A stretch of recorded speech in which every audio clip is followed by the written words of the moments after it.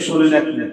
প্রশংসা করছি সকল সৃষ্টির রব মহান আল্লাহ তাআলার, যিনি মহাগ্রন্থ আল কুরআন দিয়ে আমাদেরকে ধন্য করেছে। আমরা সবাই মিলে একবার সেই মহান রবের, সেই মহান মালিকের শুকরিয়া আদায় করি, শুকরগুজারি করি। আপনারা কি রাজি আছেন?